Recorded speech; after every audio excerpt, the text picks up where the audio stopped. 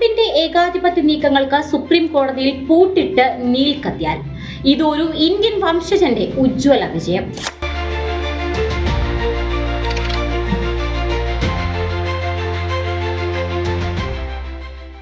American president Donald ട്രംപിന്റെ ആഗോള tariff നയങ്ങളെ US സുപ്രീം കോടതിയിൽ പരാജയപ്പെടുത്തിയ നിയമ പോരാട്ടത്തിനു പിന്നിലെ പ്രധാന മുഖം ഇന്ത്യൻ വംശജനായ നീൽ കത്യാലാണ്. ഒരു കൂട്ടം ചെറുകിട ബിസിനസ്സുകാരെ പ്രതിനിധീകരിച്ച് അദ്ദേഹം നടത്തിയ പോരാട്ടം ട്രംപിന്റെ സാമ്പത്തിക അജണ്ട കേൾപ്പിച്ചത് കനത്ത പ്രഹരം തന്നെയാണ്.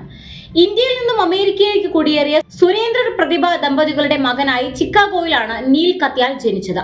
പിതാവ് എഞ്ചിനീയറും മാതാവ് ഫിസീഷ്യനുമായിരുന്നു. അമേരിക്കൻ സ്വപ്നം തേടിയെത്തിയ ഒരു കുടിയേറ്റ കുടുംബത്തിൽ നിന്നുള്ള ഈ 55-കാരൻ ഇന്ന് അമേരിക്കൻ നീതിന്യായ വ്യവസ്ഥയിലെ ഏറ്റവും സ്വാധീനമുള്ള വ്യക്തികളിൽ ഒരാളാണ്. പ്രശസ്ത നിയമ പണ്ഡിതൻ അഖിൽ അമറിന്റെ ശിഷ്യനായ അദ്ദേഹം ഡാർട്ട്മൌത്ത് കോളേജിലും യേൽ ലോ സ്കൂളിലുമായി വിദ്യാഭ്യാസം പൂർത്തിയാക്കി.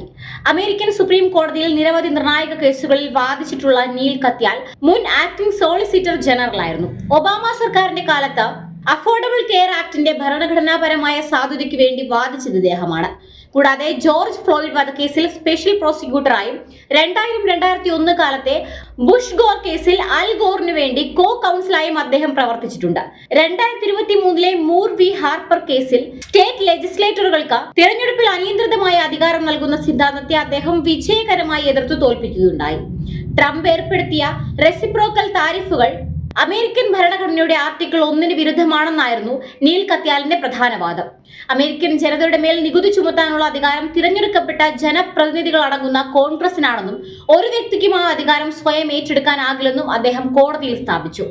ഏജൻസി പവർ ഉപയോഗിച്ച് ട്രംപ് ഏർപ്പെടുത്തിയ ആഗോള താരിഫുകൾ എക്സിക്യൂട്ടീവ് പവറിന്റെ ദുരുപയോഗമാണെന്ന് കോടതി 6-3 ഭൂരിപക്ഷത്തോടെ അംഗീകരിച്ചു.